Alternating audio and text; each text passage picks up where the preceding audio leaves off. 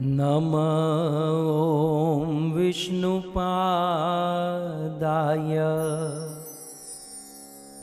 कृष्णपृष्ठाय भूतले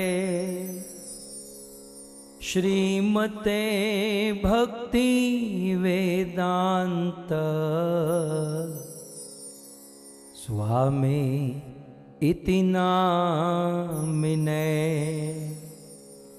नमस्ते सारस्वते देवे गौरवाणी प्रचारिणे निर्विशेष शून्यवादी पाश्चात देशतारिणे। जय श्री कृष्ण चैतन्य प्रभु नित्यानंद श्री अद्वैत गदाधर श्रीवासादि श्री गौर भक्तवृंद। हरे कृष्णा कृष्णा कृष्णा हरे हरे, हरे राम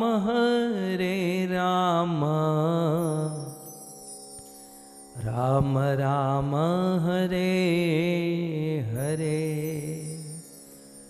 जगत गुरु श्रील प्रभुपाद की, श्री पुरुषोत्तम मास की। हरे कृष्णा।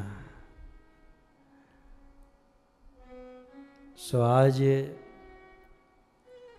पुरुषोत्तम मास का 6ठ दिवस है और आज हम पुरुषोत्तम मास के 6ठे अध्याय की कथा श्रवण करेंगे। जैसे कि गत सत्र में हमने सुना,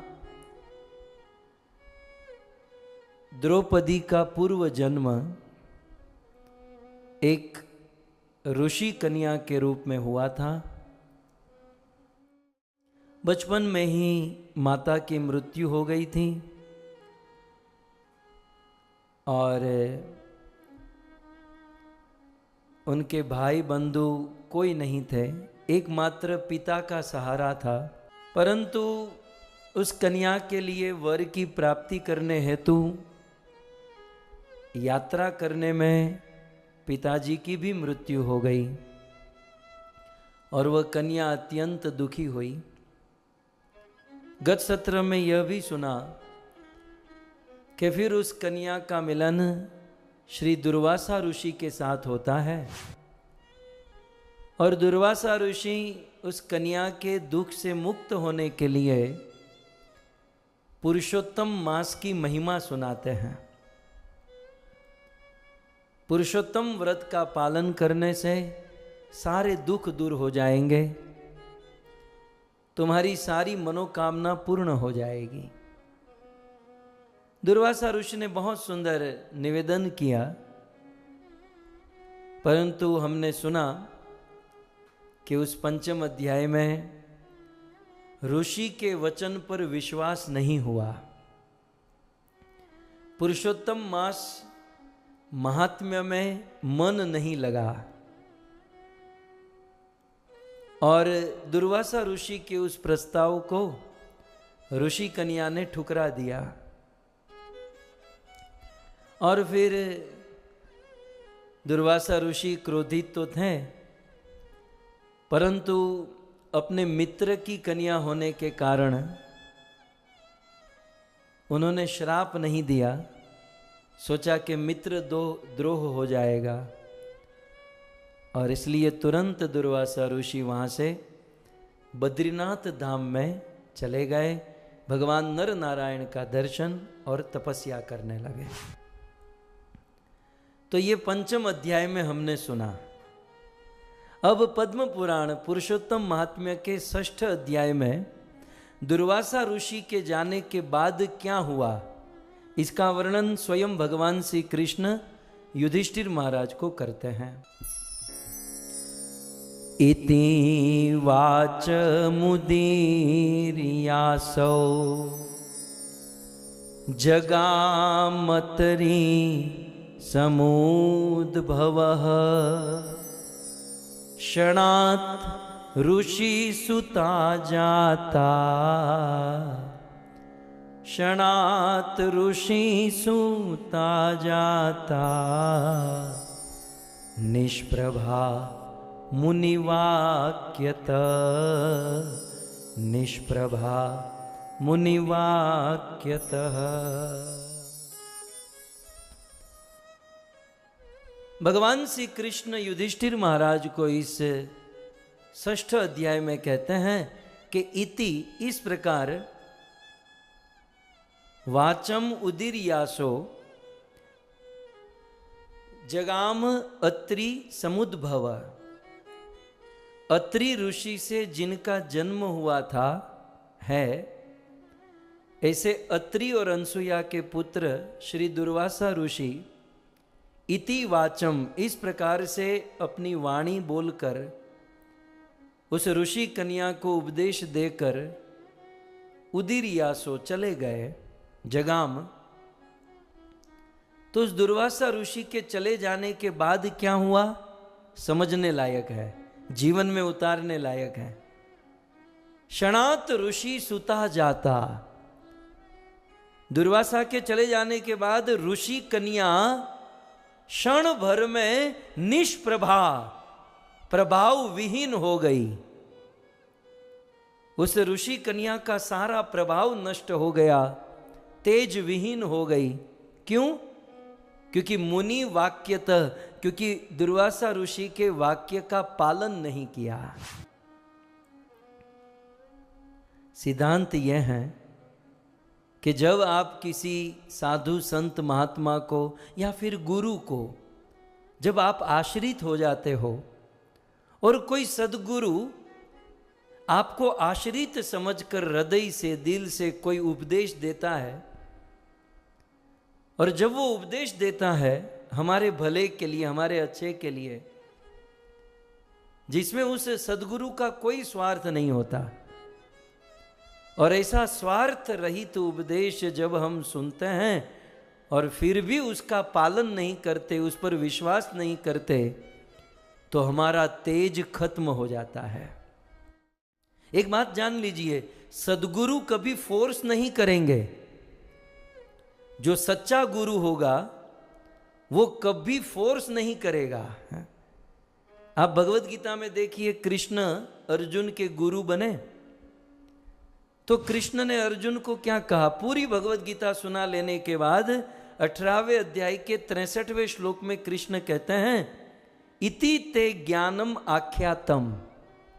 हे अर्जुन, इस प्रकार इस 18 अध्याय में मैंने तुम्हें ज्ञान दिया। और वह ज्ञान कैसा था? गुह्य तरम मया, बड़ा रहस्यमय सीक्रेट नॉलेज, गुह्य से भी अधिक गुह्य ज्ञान अर्जुन मैंने तुमको दिया। लेकिन अब उस ज्ञान को लेकर यथा इच्छसी तथा कुरुहु, अब तुम्हारे मन में जो इच्छा है वो तुम करो। कृष्ण ने अर्जुन का काठला नहीं पकड़ा। काठला जानते हैं? वो बोची जानते हैं? गर्दन नहीं पकड़ा कि अर्जुन तुझे पालन करना ही पड़ेगा, तुझे मैंने जो कहा उसको फॉलो करना ही पड़ेगा। कृष्ण सद्गुरु है, और सच्चा गुरु सद्गुरु अपना कर्तव्य, अपना धर्म निभाकर अपने आश्रित को सद ज्ञान देता है। लेकिन उस सद ज्ञान को यदि हम पालन करें तब तो कल्याण, तब तो उद्धार। लेकिन सदगुरु के वचन पर विश्वास नहीं करने से आप श्लोक में देख सकते हैं कि वह ऋषि सुता, वह ऋषि कन्या निष्प्रभा, प्रभाव से विहीन हो गई। मुनि वाक्यतः, मुनि ने बहुत सुंदर वाक्य कहे, लेकिन उसका पालन नहीं करने से प्रभाव विहीन हो गई। इसलिए एक तो किसी को गुरु बनाओ मत। इतना जल्दी क्या है, इतना जल्दी किसी के ऊपर किसी को आश्रित हो मत। और यदि आप आश्रित हो चुके हो तब उस गुरु का वचन जीवन का लक्ष्य होना चाहिए।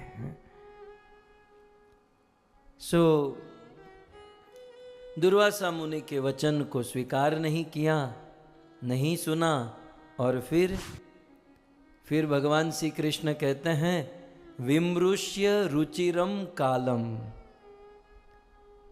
रुचिरम कालम, बहुत समय तक वह विमृश्य विचार करती रही कि अब मैं क्या करूं, अब मैं क्या करूं। एक आशा थी कि साधु मेरा कल्याण करेगा, लेकिन अब तो ये साधु भी कुछ नहीं किया, अब मैं क्या करूं।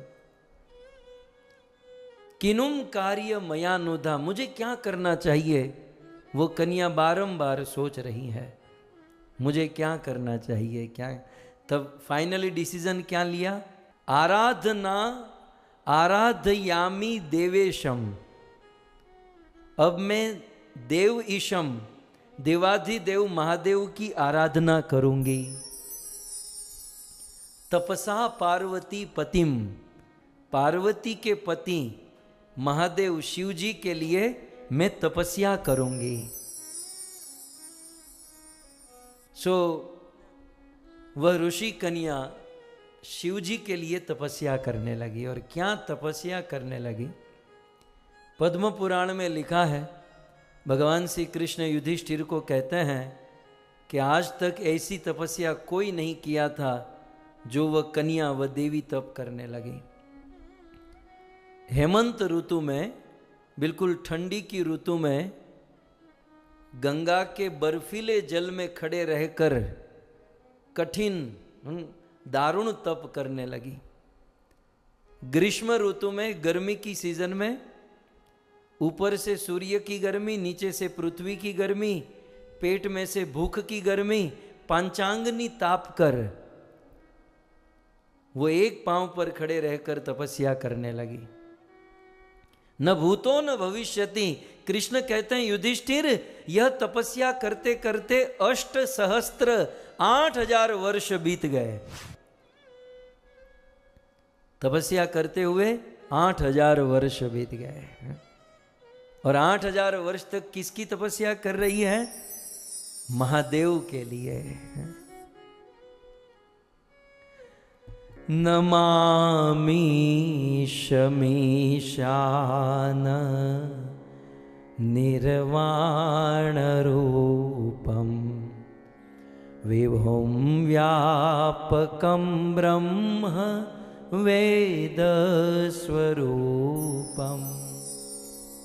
निजं निर्गुणं निर्विकल्पं निरीहम् निराकाशमाकाश वासं भजेऽहम् निराकारमोङ्कारमूलं तुरीयं गिराज्ञानगोतीतमीशं गिरीशम्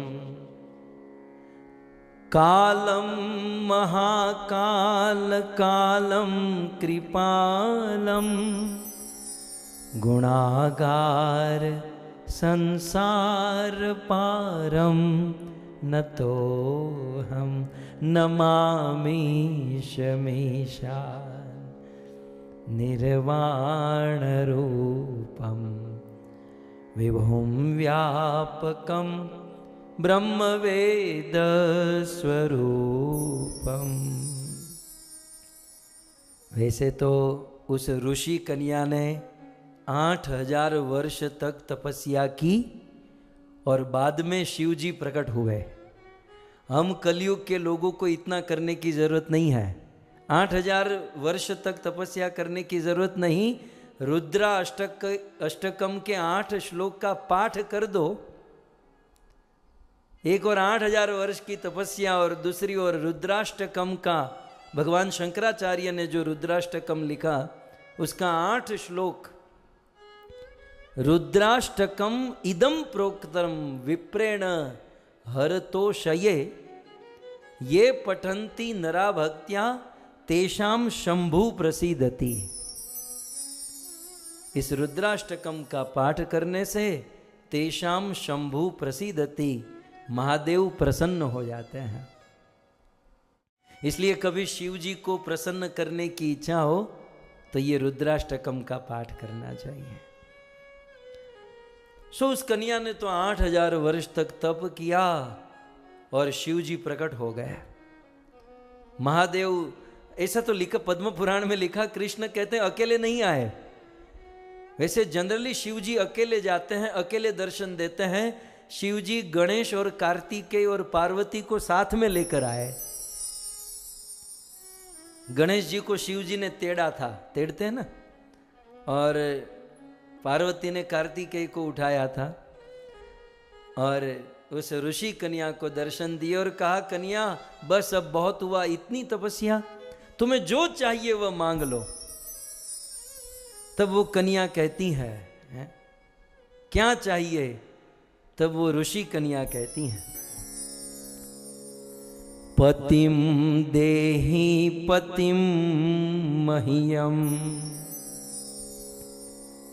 पतिम पति महम वृणे, पतिम देहि महाराज, पतिम देहि महाराज, नान्यम में चिंतितम हृदि। जब शिवजी ने कहा जो चाहिए मांग लो, तो बोले मेरे हृदय में और कोई इच्छा नहीं है, न अन्य में चिंतितम हृदि, मेरे हृदय में एक ही कामना है। बोलो बोलो क्या कामना है, मैं पूर्ण कर दूंगा। तब इस ऋषि कन्या ने क्या कहा, पतिम देहि पतिम मह्य। अब आपको जिस वस्तु के प्रति ज्यादा लगाव है, ज्यादा प्रेम है, या आपके मन में जिसकी कामना है और वो अचानक आपके सामने आ जाए, तो एक ही शब्द 2-3 बार हम बोल देते हैं। ये अक्सर फोन में होता है। मान लो आपका कोई रिस्पेक्टफुल या कोई प्रिय आपको फोन करे, हेलो, तो आप बोलेंगे हेलो हेलो, बोलो बोलो। एक ही शब्द 2-3 बार, हाँ बोलिए बोलिए बोलिए बोलिए, 3-4 बार बोल देते हैं ना। एक रिस्पेक्ट भी होता है, एक आदर भी होता है, और प्रेम भी होता है, और इच्छा भी होती है। बोलो बोलो बोलो बोल देने से चले, हाँ बोलो बोलो, है ना। इस प्रकार से इस ऋषि कन्या को हुआ, पतिम देहि, पति मुझे दीजिए, इतने से चल जाता। तो दूसरी बार कहा पतिम मह्यम, पतिम पति महम ऋणे, पतिम देहि महाराज, नान्यम में चिंतितम हृदि। मेरे हृदय में पति के अलावा कोई इच्छा नहीं है। शिव जी ने कहा तथास्तु। मैंने 2 दिन पहले कहा था कि ये देवी देवता सोचते नहीं है, किसी ने कुछ मांगा तो सीधा ओके तथास्तु। शिव जी ने कह दिया तथास्तु, आपको जो चाहिए वैसा ही होगा, जो चाहिए वैसा ही होगा। तो कन्या प्रसन्न हो गई, शिव जी को प्रणाम की और शिव जी वहाँ से लौटने लगे, चलने लगे। चलते चलते शिव जी ने उस कन्या को कहा कि तुम्हारा वरदान पूर्ण हुआ, तपस्या पूर्ण हुई, तुम्हारी जो मन की इच्छा है वो पूर्ण होगी। लेकिन मुझे ये समझ में नहीं आया कि तुमने 5 पति का वरदान क्यों मांगा। तुम्हारी जानकारी के लिए, पंचकृत स्वया भद्रे याचितो अयम वरो धुना, क्योंकि तुमने पंचकृत 5 बार पति पति पति पति बोला है, इसलिए भविष्यंती वरारोहे पतय पंच भामिनी। हे भामिनी, इसलिए भविष्य में तुम्हारे 5 पति हो गए। ऋषि कन्या ने कहा रुको रुको, ऐसा क्यों, मुझे एक ही पति चाहिए, 5 नहीं। तो शिव जी ने कहा सोच समझ के वरदान मांगना चाहिए था, तुमने क्या मांगा, अब गिनिए इसमें कितनी बार पति लिखा है। पतिम देहि पतिम मह्य, पति पति महम ऋणे पतिम देही महाराज। तुमने 5 बार, हम तो फोन में 2 बार बोलते ना, हेलो हेलो बोलो बोलो, ये 5 बार पति पति पति पति बोल गई। शिव जी ने तथास्तु, शिव जी भी तुरंत तथास्तु कह दिए। इसलिए अगले श्लोक में शिव जी कहते हैं कि पंचकृत त्वया भद्रे, तुमने 5 बार पति मांगा है, इसलिए भविष्यन्ति वरारोहे, इसलिए थोड़े ही दिन के बाद पतय पंच भामिनी, ये भामिनी तुमको 5 पति होंगे। इतना सुनते ही कन्या रोने लगी, गदगद होकर कहने लगी। ऋषि कन्या कहती हैं, ये तो एक परेशानी से बाहर नहीं निकली तो दूसरी बड़ी परेशानी आ गई। महाराज ऐसा नहीं चाहिए, कृपया करो, ऐसा मेरे जीवन में न हो, क्योंकि एकया किल कामिनिया एक एव पतिर भवेत। एक पत्नी की, एक स्त्री का एक ही पति होता है। पंच भर्तुर मति कचित, 5 पति वाली पत्नी न दृष्टा न श्रुता क्वचित। 5 पति वाली पत्नी इस दुनिया में न कभी सुना गया न कभी देखा गया। ऋषि कन्या आगे कहती है, एकस्य पंच कामिन्य, एक स्त्री की 5 एक पुरुष की 5 पत्नी हो सकती है। एकस्य पंच कामिन्य, एक पुरुष की 5 कामिनी पत्नी हो सकती है। लेकिन पुरुषस्य भवन्ति ही, परंतु एक स्त्री को 5 पति, न तु भार्या भवेत्युश्च भर्तार पंच एव ही। महाराज एक तो मैं दुखी थी और दुखी होकर मैंने तप किया और वरदान मांगा, न मैंने सोचा मांगने में न आपने सोचा देने में, और मेरे 5 पति हो जाएंगे। नहीं नहीं नहीं, मुझे ऐसा वरदान नहीं चाहिए, मुझ पर कृपा कीजिए, मैंने इतना बड़ा तप किया है। शिव जी ने कहा, देखो मेरी वाणी मृषा नहीं हो सकती, मेरे वचन मिथ्या नहीं हो सकते, मैं थोड़ा सा कंसीडर कर सकता हूं, मैं थोड़ा सा, क्योंकि बाजू में पार्वती खड़ी थी, उसने भी कहा कि थोड़ा तो कुछ कर दो। शिव जी ने कहा थोड़ा सा कर सकता हूं। बोले हाँ, क्या कर सकते हो बताइए। तत प्र उवाच ताम पंच शीर। कृष्ण कहते हैं कि युधिष्ठिर, शिव जी उस समय 5 मस्तक वाले थे। शिव जी के 5 मस्तक हैं, वो दिखने में कभी 1 मस्तक कभी 5 मस्तक। तो तत प्रोवाच ताम पंच शिरंस्या द्वय शंकर। बोले मैं एक कंसीडर कर सकता हूं। क्या?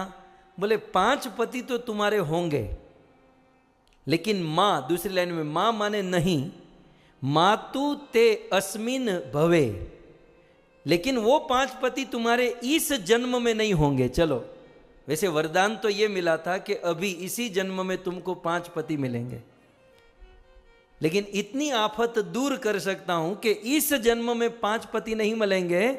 भाव्यम जन्मांतरेषु तत्, तुम्हारे भावी जन्म में, माने आने वाले जन्म में, अभी तुम मर जाओगी, मरने के बाद जो दूसरा जन्म होगा उसमें तो तुम्हारे 5 पति ही होंगे, क्योंकि तुमने वरदान मांग चुकी हो और मैं वरदान दे चुका हूं। उस ऋषि कन्या ने कहा कि इतना मैंने तप किया, फिर भी मेरे साथ ऐसा क्यों हुआ? तब शिव जी इसका उत्तर देते हुए आगे कहते हैं, क्योंकि तुमने दुर्वासा ऋषि का अपराध किया है। एक तो दुर्वासा ऋषि का अपराध किया और दूसरा पुरुषोत्तम मास का अपराध किया। तुमने 2 अपराध किए हैं।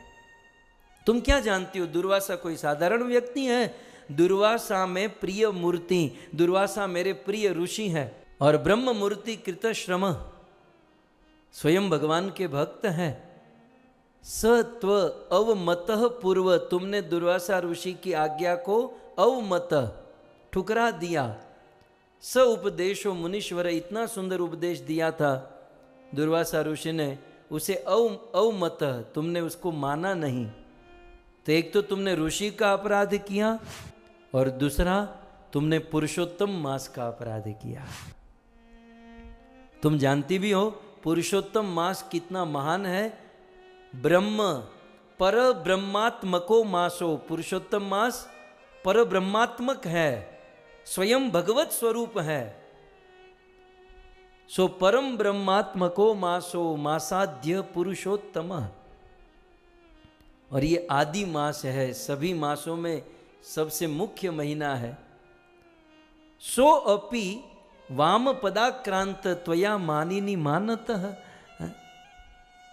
तुमने ऐसे पवित्र मास का निरादर कर दिया। अंदर की बात बताऊं, ये हम सब के लिए भी बहुत अच्छी और नई बात है।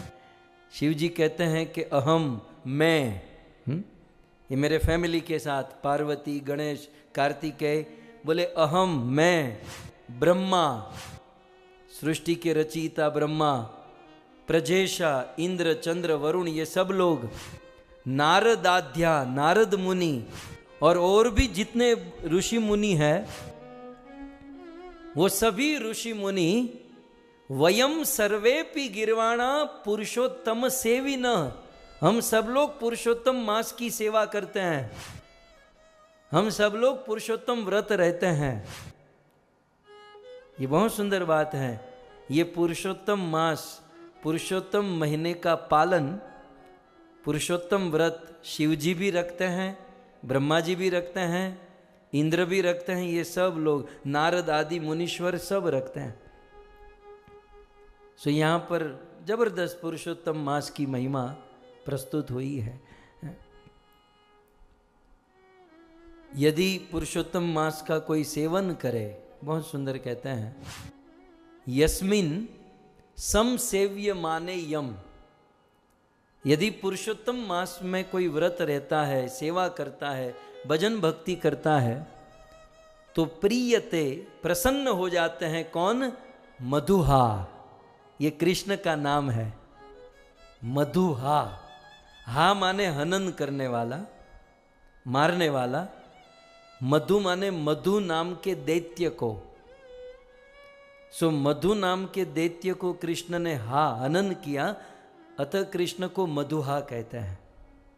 और हरि तो आप जानते ही हैं, भक्तों के मन को हर लेते हैं, इसलिए हरि कहते हैं। सो यस्मिन सन सेव्य मानेयम, इस पुरुषोत्तम मास का सेवन करने से, पुरुषोत्तम व्रत का पालन करने से प्रियते, प्रसन्न होते हैं। मधुहा, भगवान कृष्ण, भगवान हरि प्रसन्न होते हैं। भजनीय कथम मास न भजाम सुमध्य में, हे सुमध्य में, जब इस महीने में व्रत करने से स्वयं कृष्ण प्रसन्न हो जाते हैं, तो बताओ कौन इस महीने में भजन नहीं करेगा, इस पुरुषोत्तम व्रत का पालन नहीं करेगा। इस प्रकार से कहकर शिव जी निकल गए, और यहाँ वह ऋषि कन्या सोच में पड़ गई, और ऋषि कन्या ने एक बहुत बड़ा एक्शन लिया। वो एक्शन क्या था? इति श्रीमद् पद्म पुराणे श्री कृष्ण युधिष्ठिर संवादे भाषा टीकायाम पुरुषोत्तम महात्म्ये सदाशिव वर प्राप्तिर नाम षष्ठ अध्याय समाप्त। सो यहाँ पर छठा अध्याय समाप्त होता है। पुरुषोत्तम मास के छठे दिन की कथा यहाँ पर समाप्त होती है। अब आप लोग ये कथा को और एक बार सुनिएगा, चिंतन कीजिएगा कि शिव जी इस प्रकार से बोलकर चले गए, और फिर उस कन्या ने क्या किया, क्या हुआ, वो सब हम कल सुनेंगे। सो परम सौभाग्य है। आप विचार कीजिए, मुझे नहीं लगता है कि आज तक इस प्रकार का योग कभी बना भी होगा, कि पुरुषोत्तम महीना चल रहा है, और पुरुषोत्तम महीने के हर दिन की महिमा, अध्याय की महिमा, ये मानो सोने में सुगंध मिलने के बराबर है। तो ऐसा परम सौभाग्य हमारे इस आयोजन से हम सबको प्राप्त हुआ है। आइए जय जयकार श्री पुरुषोत्तम मास की, जगत गुरु श्रील प्रभुपाद की।